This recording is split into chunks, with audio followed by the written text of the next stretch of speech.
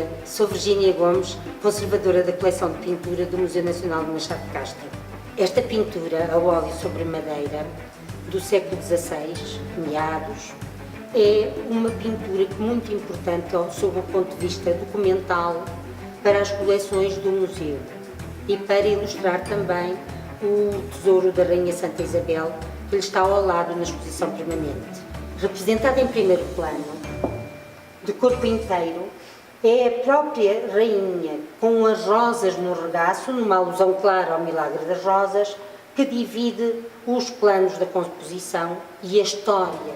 É uma história aos quadradinhos que nos estão a contar. Por trás dela, do lado direito, vemos uma cena da lavagem dos pés aos peregrinos, numa alusão clara à encomenda desta pintura. Em segundo plano e último, a representação de um palácio renascentista com o milagre das rosas representado, e no varandim, com colunas, encontramos então uma multidão a observar a cena, também numa referência desta época ao Teatro do Mistério. Este palácio era onde vivia, onde teria vivido a Rainha Santa após a morte de Dom Dinis, junto ao Mosteiro de Santa Clara, a Velha.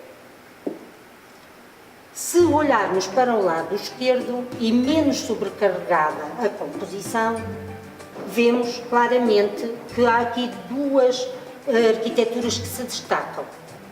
Em primeiro plano, e um pouco abaixo do nível médio da Rainha, do corpo da Rainha, deve ter sido representado São Francisco da Ponte.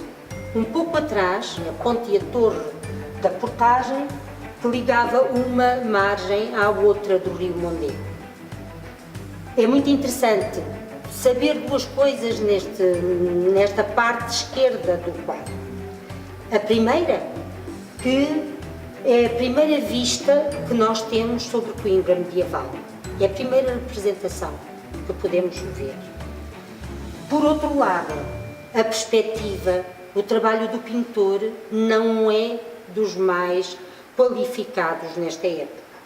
E depois leva-nos a certas dúvidas, que temos, pelo ligeiro contraposto do corpo da Rainha, por um lado, uma pintura já maneirista, e pelo outro lado, as cenas miniaturais sucessivas, que são no fundo três, as figurinhas miniaturais e inclusivamente aquela galeria de Mirones a assistir ao Milagre das Rosas, resulta numa clara influência da pintura medieval e da pintura renascentista. Claro. Nós temos então um pórtico com colunas toscanas encimado por um frontão triangular, cujo tímpano tem o início de uma jaculatória de agradecimento à Rainha Santa. Por isso é que nós dizemos, é, de facto, o primeiro ex-voto português que se refere à Rainha Santa Isabel, que começa no tímpano do frontão e continua até à base e ajuda depois a fazer a ligação e a envolver a representação central da pintura. Foi dada como sendo um poema de André de Rezende e tradicionalmente é apontada como tal. No entanto, há uns anos, com um professor de latim da Universidade de Coimbra, conseguimos perceber que o que se passava era uma jaculatória feita nas festas da Rainha Santa após a beatificação, após 1516 e antes de 1625, antes da sua canonização. Esta jaculatória diz o seguinte: louvemos Cristo, que é o autor de tão grande benefício. Nasceu uma luz no nosso reino, quando ele alcançou uma tal rainha que, chamada em votos, está presente com o seu poder divino muito benéfico. Sabe-se por alguns autores, inclusivamente o grande Quintino Garcia, depois referido também já nos finais do século XIX por Teixeira de Carvalho, que Ana Aspilcueta foi aconselhada por uma freira, sua companheira do mosteiro de Celas, a rezar à Rainha Santa e pedir-lhe a cura para a sua perna gangrenada que a impedia de andar e que a poderia levar à morte. E então ela reza e no dia seguinte sente claramente que pode andar, corre até ao coro e avisa as companheiras que, contentes, rezam e choram e rejubilam.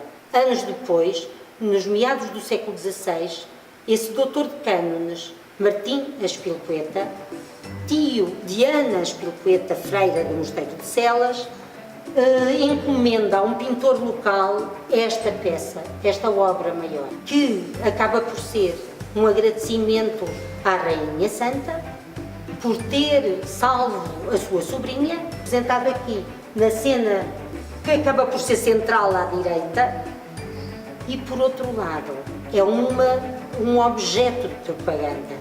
Esta pintura é um objeto de propaganda feito para que se convençam todos que esta mulher, Rainha Santa, Isabel de Aragão, que foi beatificada havia poucos anos, era de certeza uma santa e convinha elevá-la aos altares como santa. Daí a jaculatória em latim.